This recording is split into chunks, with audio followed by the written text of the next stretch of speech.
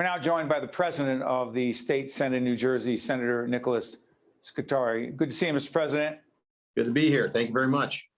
Senator, let me ask you, we had Senator Shapizi on, your Republican colleague, who said about the budget, first of all, it's too much. It's $50+ billion, number one. And number two, the anchor property tax program, she argued, and she's not the only one, it's Peter and Paul and robbing here and there, and it's people's money anyway, and they're waiting too long for the money. You say?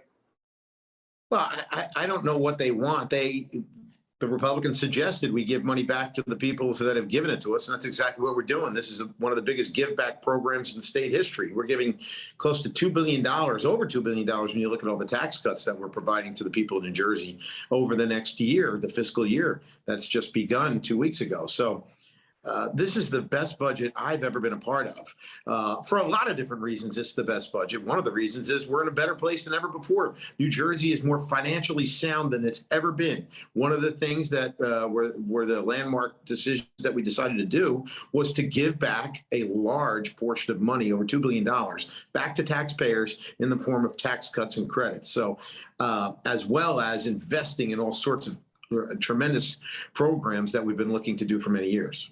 One quick follow-up. Many would argue that one of the biggest reasons New Jersey is so fiscally sound is the infusion of massive amounts of federal money into the state budget, which that's not going to keep happening. What do we do? That money's running out. It's out. It's not there. So what's the problem there? So there's no spending what's not going to be there.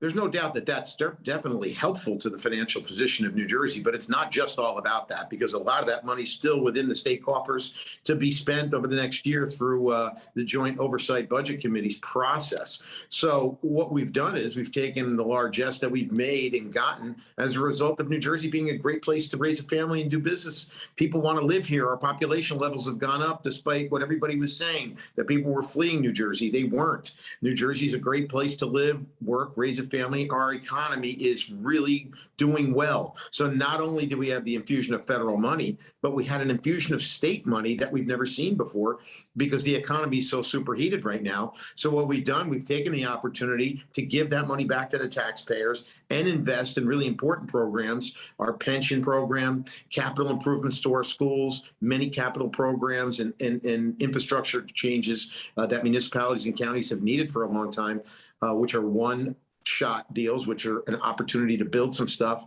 with the money that we have. So it's exactly what we should be doing. Quick follow-up. Many in the business community have argued that the budget does not do enough to support the business community, particularly small business. More specifically, the unemployment compensation fund not being refilled, if you will, and putting more pressure on employers to pay more after they suffered so much in connection with COVID. You say what to that argument, Senator? Well, that's something that continues to be under active consideration. It was under consideration during the budget process. That may be something that we go back to. It may not, but it certainly is under a thought process. But the business community, as much as they're going to complain, and I understand there's more that we can do, but they're doing okay. I mean, we've got job opportunities for people all over the place. Businesses are thriving, and I can only tell you that the proof is in the pudding. Our coffers are doing well because people are making money and they're paying their state income taxes, and that's why this money is there for us to give back to the taxpayers. We're talking to the Senate President in New Jersey, Senator Nicholas Scutari. Senator, childcare, again, for those who watch us on a regular basis, you know that childcare is a big theme for us, our Reimagine Childcare initiative. Question, in your view, what is the most significant progress that has been made by state government in New Jersey as it relates to the child care crisis? Well, we've invested a lot of money in the budget this year in those same types of programs, and to a lesser degree that directly affects it, but I think it directs it, is the amount of money, which has never been seen before, that we've put into mental health, which I think a lot of it goes into youth mental health programs. You've never seen the millions of dollars that the state is investing in mental health programs, mental health education, and attempting to bring back and continue to foster mental health as a career choice for people in New Jersey. So those two things combined, you've never seen the kind of investment that we've made in this year's budget. That's why I say this is probably the greatest budget you've ever seen in state history, and maybe ever again, because we've done all the right things, I think, in terms of balancing it. And real quick on the child care tax credit, what's the important message on that? It's an opportunity to take advantage of a program that will give money back to the people that need it most in New Jersey, that have children and make the least.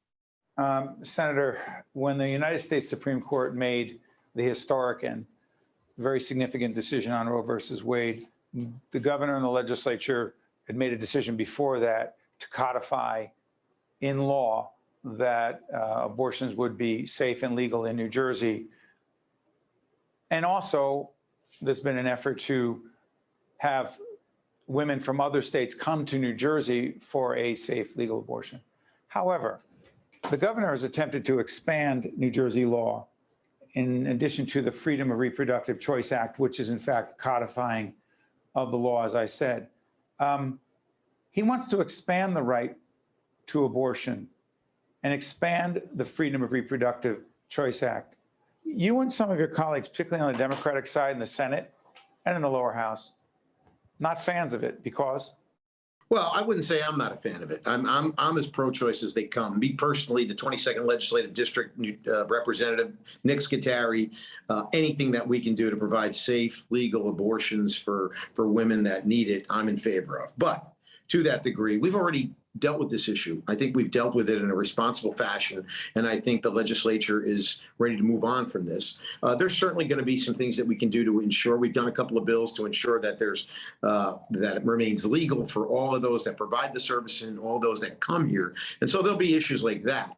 But that issue was discussed. We knew exactly that this court might rule in this favor, and that's why we passed the bill that we passed in the last legislative session. And quite frankly, I'm not certain, in fact, I'm more than certain that it doesn't have the support in the way in which it's been presented by the governor to pass the legislature. Is the governor attempting to go too far on this? Not necessarily in my personal opinion, but I think in a legislative session and for the people of New Jersey, we believe we've gone far enough at this point to ensure that legal, safe abortion is available here. Also, I'll leave this after this. I also believe you're saying that simply the support is not there in the legislature to do what the governor wants on the issue of abortion right now. I think that's a fair statement. Okay. On guns, it's not exactly the same, but the governor is looking to expand some of our laws, which are considered by many around gun safety to be among the toughest in the nation. What is he looking to do, and why, again, has there been resistance in the legislature? Well, I don't know if there's been resistance. I had a very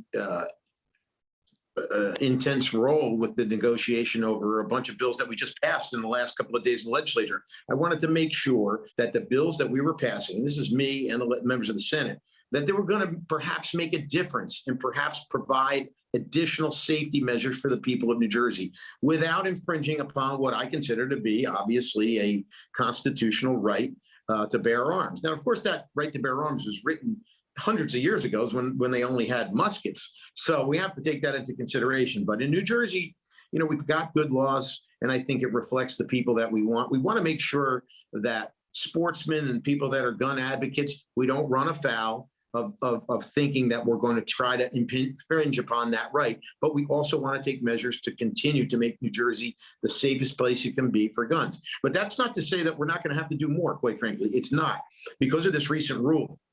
My sense is that, and a lot of people in the media understand this, that if it were not for Senator Nick Scutari, we likely would not have legal marijuana in the state of New Jersey. Before you became the president of the Senate, one of your top legislative priorities, in your view, as an expert on the topic and understanding it the way you do, where are we as it relates to the implementation of the law that legalizes marijuana in the state? A, and B, where aren't we? Well, we got it done, which was a really hard. Let everybody know how many years it took, Senator. Probably 16 years of effort by me, yeah, or maybe a little bit less. But my first time I brought the topic up, it was my first year in the legislature, and people thought I would be out of office after that first term with a stupid idea like that. But, you know, we continued the long path and finally got it legalized, and quite frankly, just got it open. And that was because I called hearings to say what is going on. But yeah, what is going on? Sometimes in government we overthink things, but I think finally we've got it open, and it's been wildly successful. The legal market is doing very well, and we're expanding it, and they're working on it every day to expand it even more. And so I think you're going to see New Jersey be a model, a role model for the legalized market. We've been a little slow to get it done, but it's complicated because we don't want to make the same mistakes that were done in alcohol. We see continually people arguing over expanding alcohol licenses, keeping things the same, all the investment people made. We're trying to do it right. That doesn't mean we can't do it faster or better. And I've been a big advocate to try to get these things open. Once I became Senate President, I called on the administration for hearings. Once we had those hearings scheduled, lo and behold, they opened them up. So they are open. And they are selling legal marijuana, and the process is going okay. It could be better. Before I let you go, Senator, the biggest difference between being a state senator, one of 40 in the state, versus being the president of the Senate, last time I checked, there's only one. Biggest difference is? The time constraints. The time constraints is the biggest thing. It's more than a full-time job. And the other thing is you have to watch, because everything you say means something more than when you're just a member. Do you get your calls returned faster, Senator? I think I did pretty well before, but yeah, probably a little bit. And the president of the Senate, just so everybody understands, is in a key position to determine what the agenda is and what bills will be voted on, what bills will not be voted on. It's an extremely important position. State Senator, the State Senate President, Nicholas Scutari, I want to thank you so much for joining us. Thank you, Senator. It's an honor to be here. It's an honor to have the position, and thanks a lot. Look forward to talking to you again, Steve. You got it. I'm Steve Adubato. That is the President of the Senate, Nick Scutari. We'll see you next time. Think Tank with Steve Adubato has been a production of the Caucus Educational Corporation. Funding has been provided by Seton Hall University, the Turrell Fund, supporting Reimagine Childcare, IBEW Local 102, Hackensack Meridian Health, the New Jersey Education Association, Fedway Associates, Inc., Horizon Blue Cross Blue Shield of New Jersey, Operating Engineers, Local 825, PSE&G, and by these public-spirited organizations, individuals, and associations committed to informing New Jersey citizens about the important issues facing the Garden State. And by Employers Association of New Jersey. Promotional support provided by NJ.com and by Insider NJ. This is the Seton Hall story, one that comes to life every day on our campus. This is the place where great minds discover, innovate, collaborate, and find their true calling. This is the place where passion has a purpose, where learning inspires leading. The bonds we make, the values we teach, inspire our community to take heart and take action. This is Seton Hall University. This is what great minds can do.